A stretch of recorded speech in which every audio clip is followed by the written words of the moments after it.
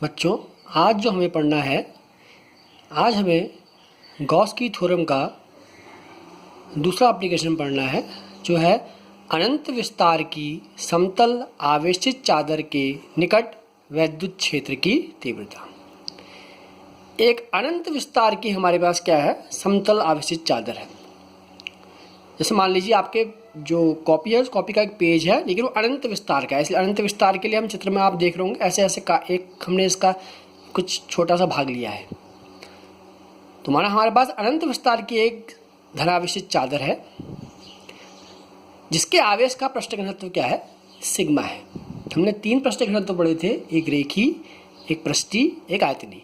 क्योंकि यह चादर है, आपका कॉपी का पेज कैसा है, 2 डायमेंशनल है, इसलिए उस पर जो पृष्ठ घनत्व होगा वो सिग्मा होगा।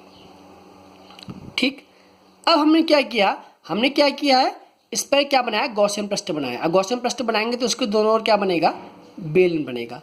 माना इस चादर के बिंदु ए से हमें पी बिंदु वैद्युत क्षेत्र की तीव्रता निकालनी है।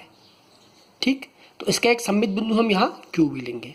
तो देखिए, अब ये चादर है, चादर का इलेक्ट्रिक फील्ड हमेशा कहाँ की ओर होगा, हमें पता है इलेक्ट्रिक फील्ड हमेशा क्या होता है, पॉजिटिव आवेश से बाहर की ओर, रेडियली आउटवर्ड्स। तो ई बाहर की ओर, एरिया एलिमेंट भी बाहर की ओर।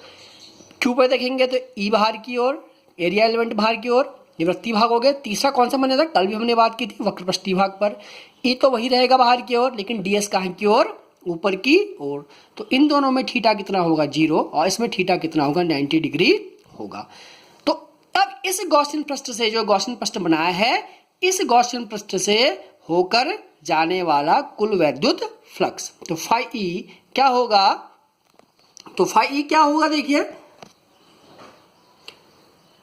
Closed integration E dot D S plus closed integration E dot D S plus closed integration E dot D S. 3 बार क्यों लिखा है, 2 वृत्ताकार भाग है और 1 वक्रपृष्ठीय भाग है। ये वृत्ताकार भाग के लिए लिखा है, ये वृत्ताकार भाग के लिए वक्रपृष्ठीय, इसमें डी एस डैश लिखा है इसलिए।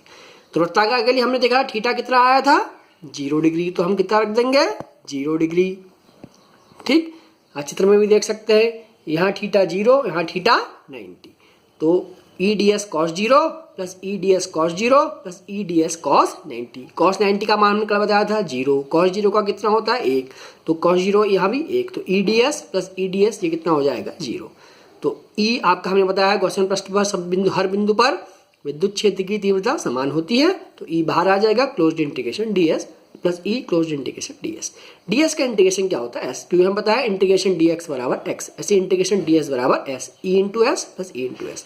तो कितने ई एस हो गए, 2 ई एस। तो कुल फ्लक्स फाई बराबर आ गया 2 ई एस। अब हमें क्या करना है, गॉस की प्रमेय का एप्लीकेशन है, तो गॉस की प्रमेय लगाएंगे। गॉस की प्रमेय से फाई बराबर क्या होता है, क्यू बट्टे एप्सिलॉन नॉट, ये समीकरण 2।